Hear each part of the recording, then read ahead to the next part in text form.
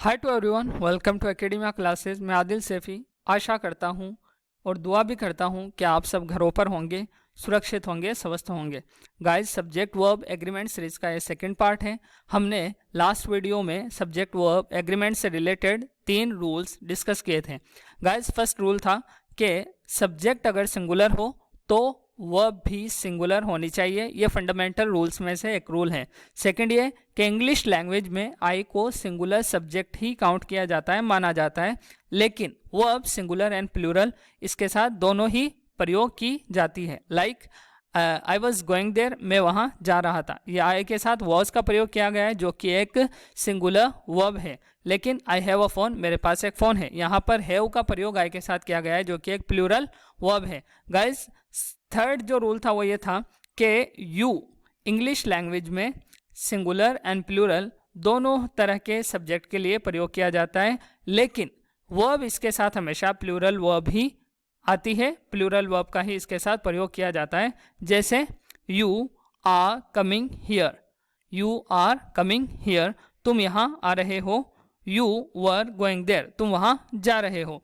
तो यहाँ पर देखिए आप, अगर सब्जेक्ट यू सिंगुलर हो तो भी आर का प्रयोग किया जाएगा और प्लूरल हो तो भी आर का प्रयोग किया जाएगा।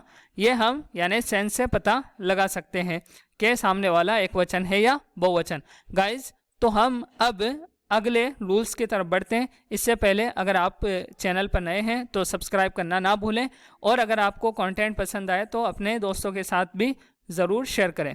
गाइज, रूल नंबर 4 को आज हम डिस्कस करने जा रहे हैं। रूल नंबर 4 है नीडंट और डेरेंट का सिंगुलर और प्लूरल सब्जेक्ट के साथ प्लूरल फॉर्म में होता है। जैसे she needn't go there.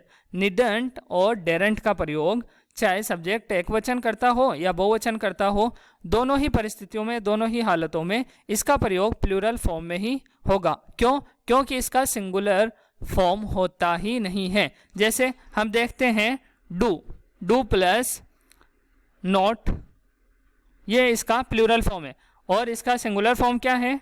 Do plus ES plus not, मतलब डजंट इसका सिंगुलर फॉर्म है। ठीक उसी तरीके से इज सिंगुलर फॉर्म है तो हम इजंट का प्रयोग करते हैं, लेकिन प्लूरल फॉर्म क्या है?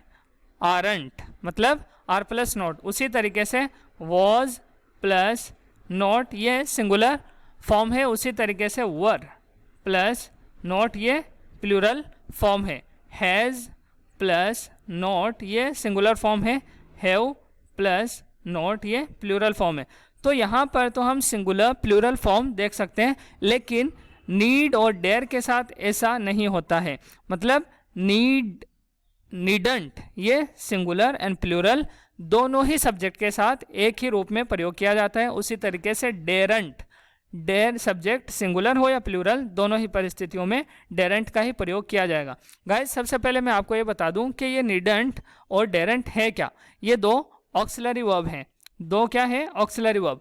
ऑक्सिलरी वर्ब को 3 भागों में बांटा गया है। पहली है प्राइमरीली ऑक्सिलरी वर्ब, ओके। दूसरी है मॉडल ऑक्सिलरी वर्ब। थर्ड है मार्जिनल ऑक्सिलरी वर्ब। तो ये जो 2 शब्द आपको नजर आ रहे हैं, 2 वर्ब नजर आ रही है, नीडंट और डेरेंट, ये दोनों ही मार्जिनल ऑक्सिलरी वर्ब में काउंट की जाती है। एग्जाम्पल से इस रूल को समझने की कोशिश करेंगे। She needn't go there. अब यहाँ पर देखिए आप, सब्जेक्ट शी है। शी क्या माना जाता है? सिंगुलर सब्जेक्ट माना जाता है, क्योंकि यह प्रोनाउन में सिंगुलर ही काउंट किया जाता है। Like he, she, it's singular subject. अब इसके साथ नीडंट का प्रयोग हुआ है जो कि प्लूरल वर्ब है। क्या है? प्लूरल वर्ब है।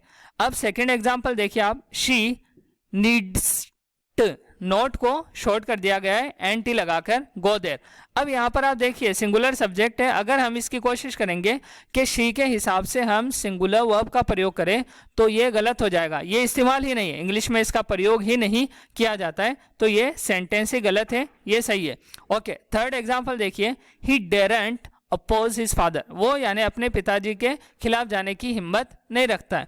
तो ही सिंगुलर सब्जेक्ट है, लेकिन डेरेंट प्लूरल फॉर्म है, प्लूरल वर्ब का एक रूप है, लेकिन ही के साथ प्रयोग किया गया है। यहाँ पर यही बात कही गई है कि सिंगुलर हो या प्लूरल सब्जेक्ट हो, दोनों ही परिस्थितियों में इसका प्लूरल फॉर्म ही प्रयोग किया जाता है। तो आप देखिए शी के साथ भी निडंट का प्रयोग किया गया है और यहाँ पर देखिए ही के साथ डेरेंट का प्रयोग किया गया है। अब अगर इसकी हम सिंगुलर फॉर्म बनाने की कोशिश करेंगे तो फिर यहाँ पर गलती कर देंगे, क्योंकि ये इंग्लिश में प्रयोग ही नहीं की जाती है।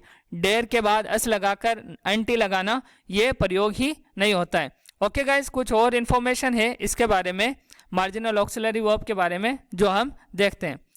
नीड का प्रयोग मेन वर्ब के रूप में सिंगुलर और प्लूरल दोनों ही रूपों में होता है। ओके, क्या बात कही गई? नीड का प्रयोग मेन वर्ब के रूप में, लास्ट जो स्लाइड में हमने देखा है वो ऑक्सिलरी वर्ब के रूप में देखा है, लेकिन यहाँ पर मेन वर्ब के रूप में सिंगुलर एंड प्लूरल दोनों ही रूप में होता है। एग्जाम्पल देखिए, शी नीड्स अ बुक, उसे किताब की जरूरत है। अब यहाँ पर शी सिंगुलर सब्जेक्ट है, इसलिए अस या ईएस फॉर्म लगाते हैं हम सिंपल प्रेजेंट टेंस के अफर्मेटिव सेंटेंस में। अगर सब्जेक्ट सिंगुलर हो, आई ही शी इट, और सिंगुलर सब्जेक्ट हो तो इसके साथ वर्ब में अस या ईएस लगाते हैं। ओके गाइस, तो यहाँ पर इससे पता चल रहा है कि यहाँ पर नीड मेन वर्ब है और सब्जेक्ट के हिसाब से यहाँ पर इसको सिंगुलर यूज किया गया है। अगले वाक्य में देखिए, दे नीड बुक्स, उन्हें किताबों की जरूरत है। दे क्या है? प्लूरल सब्जेक्ट है, तो इस हिसाब से अब यहाँ पे मेन वर्ब के रूप में नीड को विदाउट एस या ईएस प्रयोग किया गया है। मीन्स मेन वर्ब के रूप में तो दोनों ही तरह से, दोनों ही रूपों में इसका प्रयोग किया जा सकता है। निडंट का प्रयोग मार्जिनल ऑक्सिलरी वर्ब के रूप में होता है, अतः इसका प्रयोग सिंगुलर में नहीं किया जा सकता। हाँ, ये बात है जो फैक्ट के तौर पे आपको याद रखनी है कि निडंट का प्रयोग सिर्फ और सिर्फ मार्जिनल ऑक्सिलरी वर्ब, क्योंकि मैंने आपको बताया है कभी भी मेन वर्ब के साथ नोट डायरेक्टली कनेक्ट नहीं हो सकता। कभी भी आप नहीं देखेंगे कि कम लिखकर आपने एंटी लगा दिया हो और आप इसमें कम नोट का सेंस दे रहे हो, कभी भी ऐसा नहीं होता। हम हमेशा ऑक्सिलरी वर्ब के साथ ही नोट को डायरेक्टली कनेक्ट करते हैं। लेकिन जब नीड और डेयर के साथ नोट कनेक्टेड होंगे, it means they are auxiliary verbs not main verbs. तो यहाँ पर देखिए, निडंट का प्रयोग मार्जिनल ऑक्सिलरी वर्ब के रूप में होता है, अतः इसका प्रयोग सिंगुलर में नहीं किया जा सकता। ये एक फैक्ट है जो आपको याद रखना है। एग्जाम्पल है, she needn't go there. Okay guys, next fact क्या है? डेयर का प्रयोग मेन वर्ब के रूप में सिंगुलर और प्लूरल दोनों ही रूपों में होता है। ठीक उसी तरीके से जैसे नीड का भी हमने ऊपर देखा है, he dares to face the difficulties, मतलब वो कठिनाइयों का मुकाबला करने की ताकत रखता है। तो ही क्या है? सिंगुलर सब्जेक्ट है, उसी हिसाब से हमने सिंपल प्रेजेंट टेंस के अफर्मेटिव सेंटेंस में सिंगुलर सब्जेक्ट होने की वजह से यहाँ पर मेन वर्ब में अस या ईएस ऐड करना होता है, तो अस ऐड कर दिया है। ठीक है, तो यहाँ पर डेयर का सिंगुलर फॉर्म प्रयोग किया गया है। अगले वाक्य में देखिए, they dare to face the difficulties, यहाँ दे प्लूरल सब्जेक्ट है, इसलिए हमने वर्ब V1 का प्रयोग किया है, मतलब वर्ब की फर्स्ट फॉर्म का, जिसमें अस या ईएस नहीं लगता है। इन दोनों सेंटेंस से हमें पता चल रहा है कि डेयर का प्रयोग मेन वर्ब के रूप में अगर हो तो वो सिंगुलर और प्लूरल दोनों ही रूपों में प्रयोग किए जा सकते हैं। ओके, डेरेंट का प्रयोग मार्जिनल ऑक्सिलरी वर्ब के रूप में होता है, अतः इसका प्रयोग सिंगुलर में नहीं किया जा सकता। ठीक उसी तरीके से जैसे निडंट का हमने देखा था कि अगर डेरेंट का प्रयोग होगा तो वो मार्जिनल ऑक्सिलरी वर्ब का ही एक रूप होगा, वो मेन वर्ब नहीं होगी, और उसके अलावा वो सिंगुलर फॉर्म में भी प्रयोग नहीं किया जा सकता। Like he daren't oppose his father, यहाँ ही सिंगुलर सब्जेक्ट है, उसके बावजूद भी हमने वर्ब में एस या ईएस नहीं लगाया है और उसके साथ नोट नहीं लगाया, क्योंकि ऐसा प्रयोग ही नहीं किया जाता है। गाइस, ये इंपॉर्टेंट फैक्ट्स है, एग्जाम पॉइंट ऑफ व्यू से बहुत इंपॉर्टेंट है, पूछ लिए जाते हैं। इस तरीके से स्पॉटिंग एरर पूछ ली जाती है, आपको याद रखना है। अब हम नेक्स्ट पॉइंट्स देखते हैं। डेरेंट तथा निडंट के बाद इन्फिनेटिव विद टू का प्रयोग नहीं किया जाता है या नहीं होता है। ये एक फैक्ट है निडंट और डेरेंट के बारे में, जो भी आपको याद रखना है कि इन दोनों शब्दों के बाद इन्फिनेटिव विद टू, मतलब 2 + V1 जो स्ट्रक्चर होता है, 2 + V1, ये किसका? इन्फिनेटिव का स्ट्रक्चर होता है 2 + V1। तो इसका प्रयोग कभी भी डेरेंट और निडंट के बाद नहीं किया जाएगा। Like here, he डेरेंट come here, वो यहाँ आने की हिम्मत नहीं रखता है, मतलब वो यहाँ नहीं आ सकता है, तो यहाँ पर ही डेरेंट कम हियर ठीक रहेगा। अगर आप इसकी जगह पर ही डेरेंट टू कम हियर, जो कि इन्फिनेटिव फॉर्म का स्ट्रक्चर है 2 + V1, ये 2 है, ये प्लस V1 है तो ये इन्फिनेटिव हो गया। तो ये अगर आप इस्तेमाल करते हैं डेरेंट के बाद या नीडेंट के बाद तो ये आपका गलत हो जाएगा। अगला एग्जाम्पल देखिए, यू नीडेंट गो देयर, तुम्हें वहां जाने की ज़रूरत ही नहीं है। तो यहाँ पर ये मार्जिनल ऑक्सिलरी वर्ब के रूप में प्रयोग हुआ है। इसके बाद अगर आप टू लगाते हैं, टू प्लस V1, तो ये आपका सेंटेंस गलत हो जाएगा। सेंटेंस क्या हो जाएगा, ये करेक्ट नहीं है, ये इनकरेक्ट है। यहाँ आपका वाक्य गलत हो जाएगा। You needn't to go there के बजाय आप कहेंगे यू नीडंट गो देयर। ये करेक्ट है, ये करेक्ट सेंटेंस है और ये इनकरेक्ट सेंटेंस है। ओके गाइज, याद रखना है डेरेंट तथा नीडंट के बाद इन्फिनेटिव विथ टू का प्रयोग नहीं किया जा सकता। नोट, अब कुछ नोट में हम चीजें देखेंगे। टू सिंगुलर अनकाउंटेबल नाउन्स, दो एक वचन अनकाउंटेबल जिसे गिना नहीं जा सकता ऐसे नाउन्स, ऐसी संज्ञाएं हो और कनेक्टेड विद एंड के साथ दोनों जुड़ी हुई हो, used as subject of the sentence in the sense of whole class, और उनका वाक्य में सब्जेक्ट के रूप में प्रयोग हुआ हो in the sense of whole class, जो अपनी पूरी जाति को या पूरी क्लास को डिनोट करती हो। तो ऐसी अगर सिचुएशन हो तो उसके साथ हम कौन सी वर्ब इस्तेमाल करेंगे, उसके साथ हम प्लूरल वर्ब का ही प्रयोग करेंगे। गाइज एग्जाम्पल से बात एकदम पूरी तरीके से समझ में आ जाएगी। Time and tide wait for no man, अगर आप टाइम को देखें और टाइड को देखें तो ये सिंगुलर है, नाउन भी है लेकिन अनकाउंटेबल है। टाइम को भी अनकाउंटेबल इंग्लिश में माना जाता है और टाइड को भी। टाइम यानी समय और टाइड यानी लहरें। तो time and tide wait for no man यानी समय और लहरें किसी का भी इंतजार नहीं करती है। तो आप यहाँ पर देखें, सिंगुलर है, अनकाउंटेबल है, नाउन है और दो है। इनके साथ हमें किसका प्रयोग करना है, प्लूरल वर्ब का। तो इसीलिए हमने यहाँ पर प्लूरल वर्ब का प्रयोग कर दिया है, क्योंकि सिंपल प्रेजेंट टेंस के अफर्मेटिव सेंटेंस में अगर सब्जेक्ट प्लूरल हो तो हम विदाउट एस या ईएस के V1 मतलब वर्ब की फर्स्ट फॉर्म का प्रयोग करते हैं। अगला एग्जांपल देखिए, fire and water don't agree, यानी आग और पानी कभी जमा नहीं हो सकते, गोया उनके बीच में बनती ही नहीं है। तो फायर यहाँ पे सिंगुलर अनकाउंटेबल नाउन है और वाटर भी यहाँ सिंगुलर अनकाउंटेबल नाउन है। तो इनके साथ अगर प्लूरल वर्ब का प्रयोग करेंगे तो डोंट होगा। डजंट का प्रयोग करते ही वाक्य गलत हो जाएगा, स्ट्रक्चर गलत हो जाएगा। एग्जाम्पल थर्ड देखिए, gold and silver are precious metals, सोना और चांदी। गोल्ड ये भी सिंगुलर अनकाउंटेबल नाउन है और उसी तरीके से सिल्वर ये भी सिंगुलर अनकाउंटेबल नाउन है। इन दोनों को मिलाकर एक सब्जेक्ट बनाए कनेक्टेड विद एंड। यहाँ इसके साथ हम प्लूरल वर्ब का प्रयोग करेंगे, क्योंकि यही रूल है कि दो अगर singular uncountable noun as a subject use in the sentence तो आप क्या करेंगे, प्लूरल वर्ब का ही प्रयोग करेंगे। ओके गाइज, अब देखते हैं कुछ और points.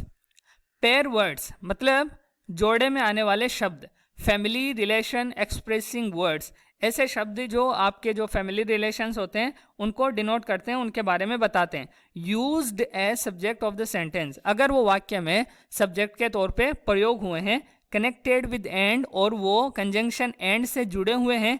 Possessive adjectives are used before them, और उनसे पहले पजेसिव एडजेक्टिव मतलब जिन्हें हम my, your, our, their, his, her, ये जो शब्द हैं ये पजेसिव एडजेक्टिव काउंट किए जाते हैं, माने जाते हैं, पुकारे जाते हैं। तो अगर इनका प्रयोग उनसे पहले हुआ हो it means there are plural subject.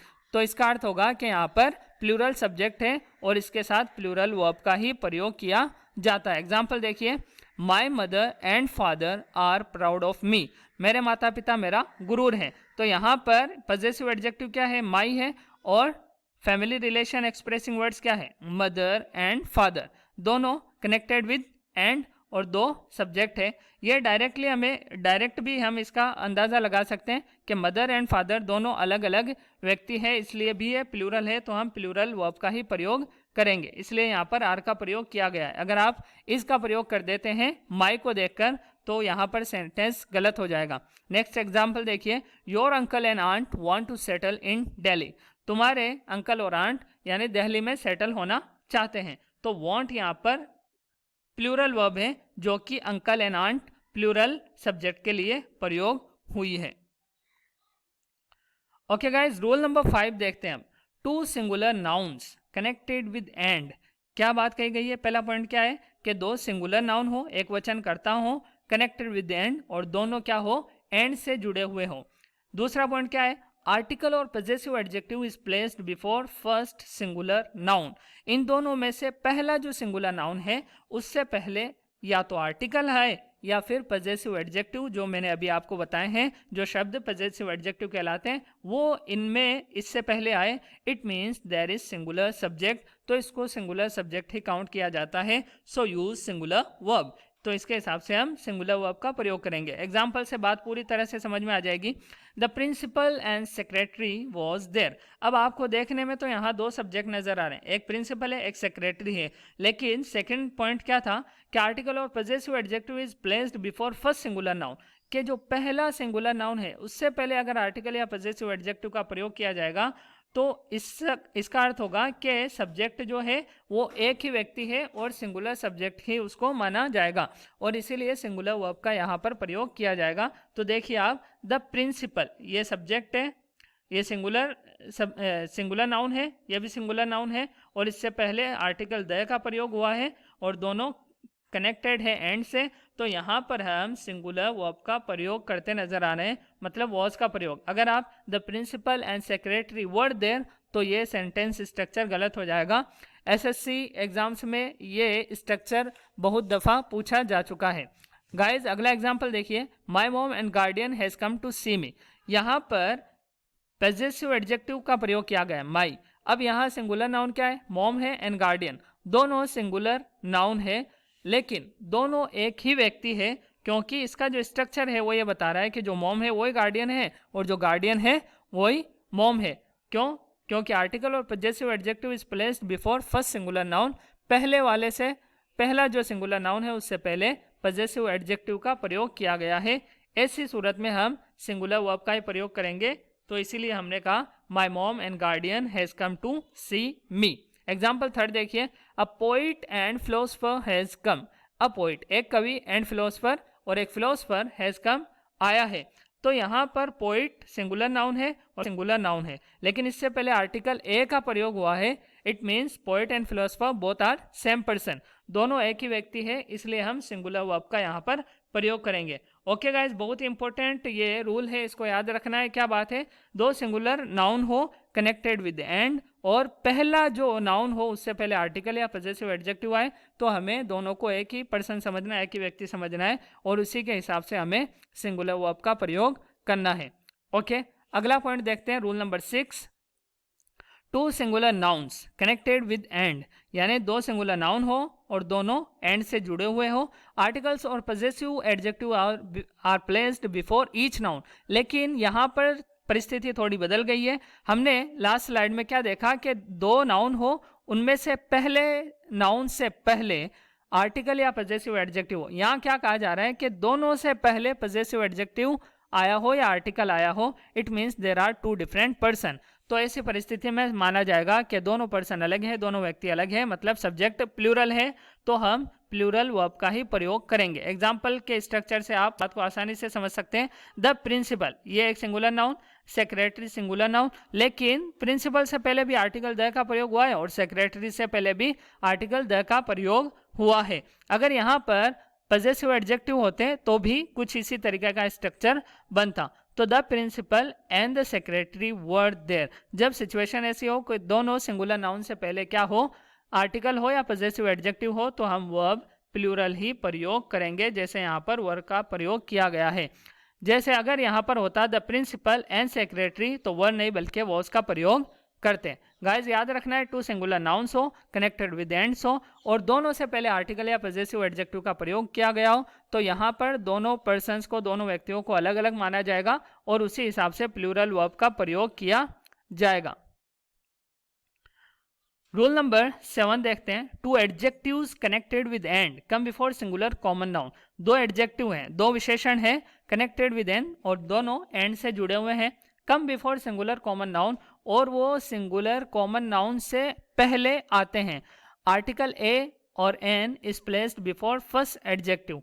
Article a या एन इन दोनों में से कोई एक आर्टिकल जो पहला एडजेक्टिव है उससे पहले आता है, it means there is singular subject, मतलब एक वचन कर्ता माना जाएगा। इस कॉन्सेप्ट को एग्जाम्पल के जरिए से समझते हैं। क्या बात कही गई? टू एडजेक्टिव, दो एडजेक्टिव क्या है? ब्लैक व्हाइट, दोनों एडजेक्टिव है। कनेक्टेड विद एंड, यहां पर एंड नजर आ रहा है, दोनों एंड से जुड़े हुए हैं। Come before singular common noun, singular common noun, cat यहाँ पर सिंगुलर कॉमन नाउन है, मतलब एक पूरी जाति को डिनोट करने वाला शब्द है कैट, तो ये सिंगुलर कॉमन नाउन हो गया। अब क्या बात कही गई? आर्टिकल ए और an is placed before first adjective. First adjective black है, उससे पहले ए या एन में से ए आ गया है, तो कहा जा रहा है it means there is singular subject. इसका अर्थ हुआ कि यहाँ पर सिंगुलर सब्जेक्ट का प्रयोग हुआ है, इसलिए हम सिंगुलर वर्ब का प्रयोग करेंगे। अब black and white cat was marrying, मतलब एक ही बिल्ली है जिसकी दो विशेषताएं और दोनों विशेषताएं यहाँ पर बताई जा रही है। ओके गाइस, कॉन्सेप्ट याद रखना है, दो एडजेक्टिव हो और जुड़े हुए हो एंड से, और पहला जो एडजेक्टिव हो उससे पहले ए या एन का प्रयोग किया गया हो, और इन दोनों विशेषताओं को, दोनों यानी कि एडजेक्टिव्स को सिंगुलर कॉमन नाउन से पहले, सिंगुलर कॉमन नाउन से पहले रखा गया हो, it means there is singular subject. Rule number 7 है।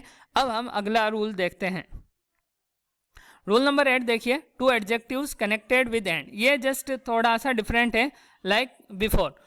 टू एडजेक्टिव्स मतलब दो विशेषण है, कनेक्टेड विद एंड से जुड़े हुए हैं, placed before singular common noun, ठीक उसी तरीके से सिंगुलर कॉमन नाउन से पहले इनको रखा गया है। आर्टिकल ए और an come before each noun, लेकिन यहाँ पर आर्टिकल हर नाउन से पहले आया है, हर नाउन से पहले नहीं, हर एडजेक्टिव से पहले। ईच नाउन नहीं है, वो यहाँ पर एडजेक्टिव होगा। हर एडजेक्टिव से पहले क्या आया है? आर्टिकल आया है। It means there are two different subjects, इसका अर्थ होगा कि दोनों अलग अलग सब्जेक्ट है, तो इसलिए हमें प्लूरल वर्ब का प्रयोग करना है।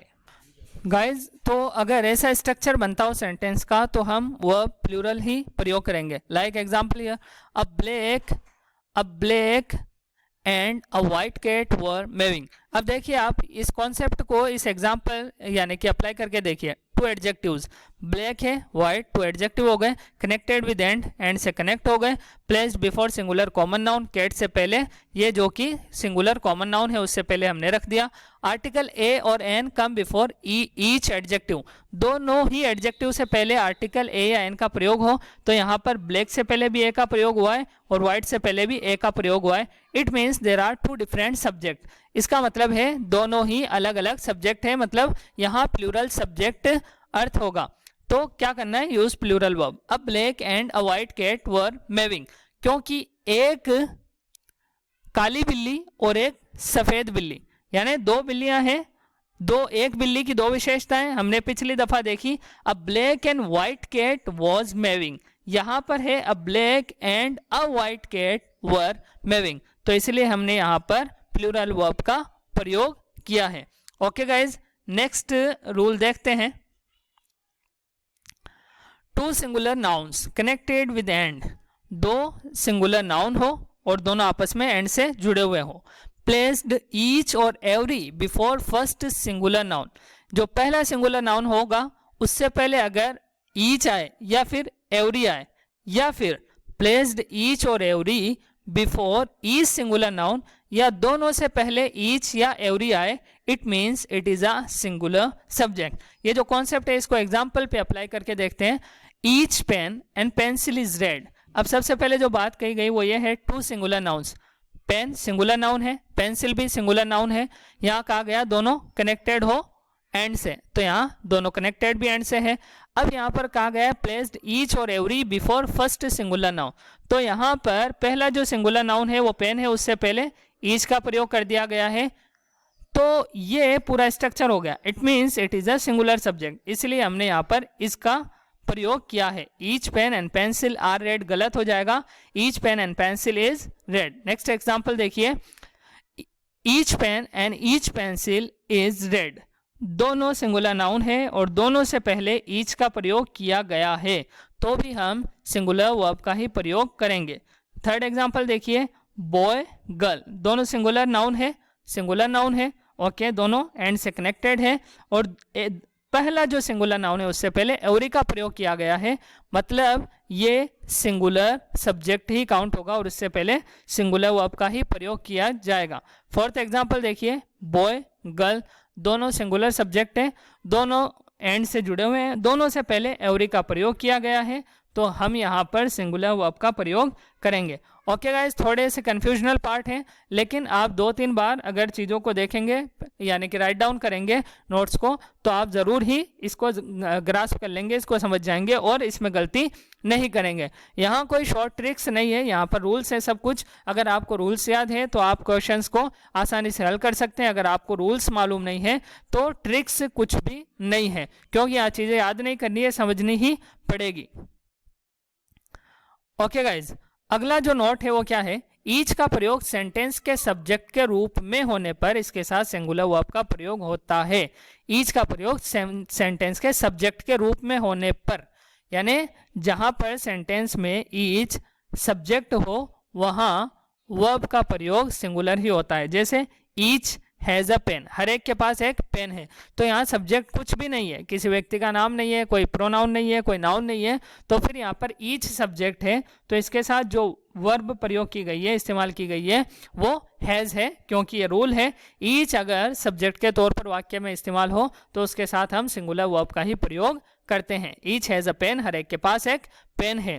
प्लूरल नाउन और प्लूरल प्रोनाउन के बाद ईच का प्रयोग हो तो इसे प्लूरल माना जाता है तथा इसके साथ प्लूरल वर्ब का प्रयोग होता है। Example, we each have a phone, plural pronoun या प्लूरल नाउन। अब यहाँ पर आप वी देखिए प्लूरल प्रोनाउन है, और द बॉयज देखिए ये भी प्लूरल नाउन है, तो इनके बाद अगर ईच का प्रयोग किया गया है तो फिर ईच को भी प्लूरल ही माना जाएगा, और फिर इसके बाद प्लूरल वर्ब का ही प्रयोग किया जाएगा। अगर बात सिर्फ इतनी होती, ईच हैज़ अ फोन होता, ईच हैज़ अ लैपटॉप होता, लेकिन we each have a phone, the boys each have a laptop, ये दोनों सेंटेंस सही है। आपको याद रखना है, डिफरेंशिएट करना है कि अगर ईच सब्जेक्ट के तौर पे आए तो उसके बाद सिंगुलर वर्ब आएगी, लेकिन अगर ईच से पहले प्लूरल यानी कि सब्जेक्ट हो, प्लूरल नाउन हो या प्लूरल प्रोनाउन हो, तो इसके बाद हम प्लूरल वर्ब का ही प्रयोग करेंगे।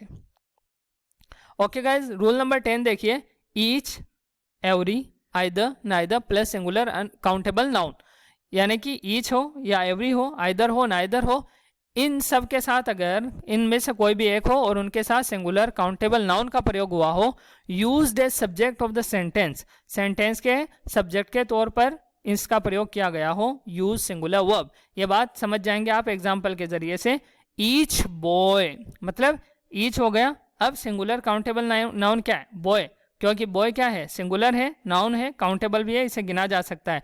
तो अब देखिए ईच बॉय, अगर ऐसी सिचुएशन बने, अगर ऐसा कोई स्ट्रक्चर बनता है सब्जेक्ट का और वो वाक्य का सब्जेक्ट भी हो, तो फिर क्या कहा जा रहा है, यूज सिंगुलर वर्ब, तो आप वर्ब सिंगुलर का प्रयोग करें, इसीलिए यहाँ पर ईच बॉय वॉज हैंडसम ऐसे लिखा गया है। अगर आप ईच बॉय वर हैंडसम, तो फिर ये सेंटेंस ही गलत हो जाएगा, क्योंकि कॉन्सेप्ट के खिलाफ ये स्ट्रक्चर बन जाएगा। एग्जाम्पल सेकंड देखिए, आइदर पेन राइट्स वेल, यानी हर एक पेन, दोनों में से हर एक पेन क्या चलता है, अच्छा चलता है, तो either pen writes well, either pen, either आ गया ये जो यहाँ पर मेंशन है, और दूसरा पेन जो कि सिंगुलर काउंटेबल नाउन है, इसके बाद राइट्स जो कि बी फिफ्थ है, इसका प्रयोग किया गया है। ओके गाइज, कॉन्सेप्ट क्या है कि ईच हो, एवरी हो, आइदर हो, नाइदर हो, इन चारों शब्दों के बाद अगर इन चारों में से कोई एक शब्द हो और उसके बाद सिंगुलर काउंटेबल नाउन जो कि यहाँ पर बॉय एंड पेन है, ऐसे कोई भी शब्द आ जाए तो उसके साथ हम सिंगुलर वर्ब का प्रयोग करेंगे। ओके गाइज, आज के लिए सिर्फ इतना ही। अगर आपको वीडियो पसंद आई है तो आप लाइक करें, कमेंट करें, शेयर करें और चैनल को सब्सक्राइब करें, और अपने दोस्तों के साथ वीडियोस को साझा करना ना भूलें। Thank you very much.